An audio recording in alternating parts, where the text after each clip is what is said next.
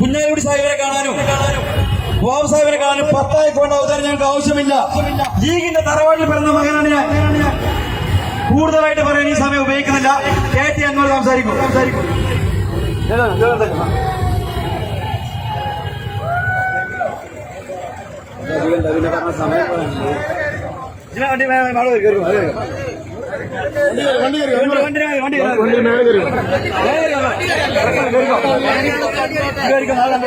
കാണാനാണേ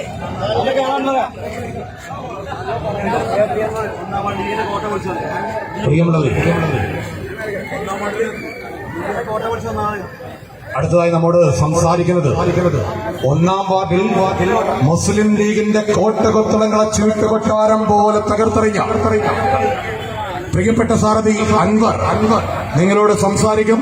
അതിനുവേണ്ടി അദ്ദേഹത്തെ സ്നേഹാദരങ്ങളോടെ സ്വാഗതം ചെയ്യുകയാണ്.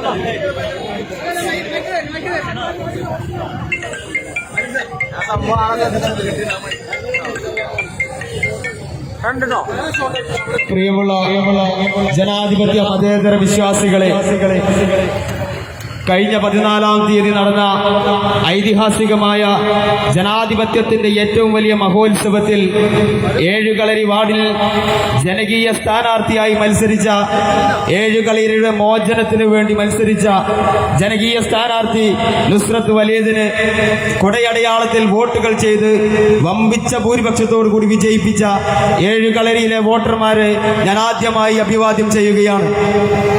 നമ്മുടെ ഈ തെരഞ്ഞെടുപ്പ് വിജയം, ഈ ചരിത്ര വിജയം ഇതൊരു ഓർമ്മപ്പെടുത്തൽ മാത്രമാണ്.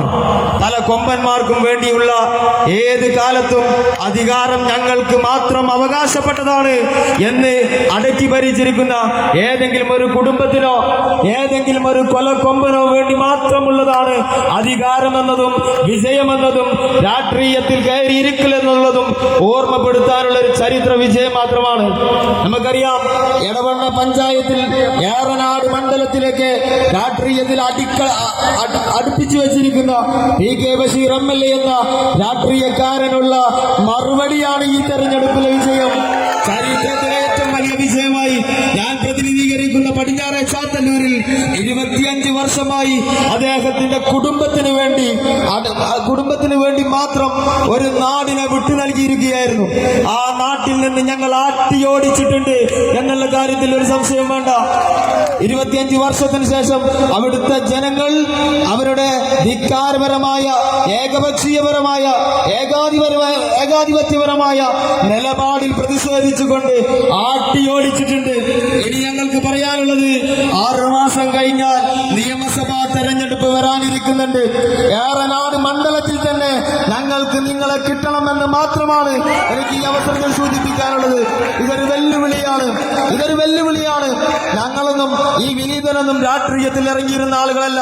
ഞങ്ങളെയൊക്കെ ഇറക്കിയതാണ്. ഈ നെറികെട്ട രാഷ്ട്രീയം കണ്ട് മടുത്തതിന് അതിനെതിരെ പ്രതികരിക്കാൻ വേണ്ടി സ്വമേധയാ ഇറങ്ങിത്തിരിച്ച ആളുകളാ, ഇറങ്ങാൻ നിർബന്ധിതരായ ആളുകളാ. ഇറങ്ങിയ സ്ഥിതിക്ക് നിങ്ങളുടെ കാട്ടി വേറെറുത്തിട്ട് ഞങ്ങൾ അവസാനിപ്പിക്കൂ എന്ന് മാത്രമാണ് എനിക്ക് ഈ അവസരത്തിൽ സൂചിപ്പിക്കാനുള്ളത്. ഈ വൈകിയ വേളയിൽ കൂടുതലായിട്ടൊന്നും സംസാരിക്കുന്നില്ല. അധികാരമെന്നത് തലക്ക് പിടിച്ച് കഴിഞ്ഞാൽ ആർക്കും ഉണ്ടാകാവുന്ന സ്വാഭാവികമായിട്ടുള്ള സംഭവം മാത്രമാണിത്.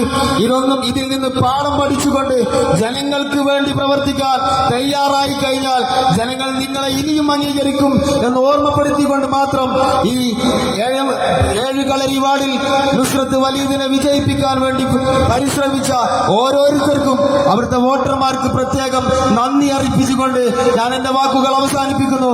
നന്ദി, നമസ്കാരം.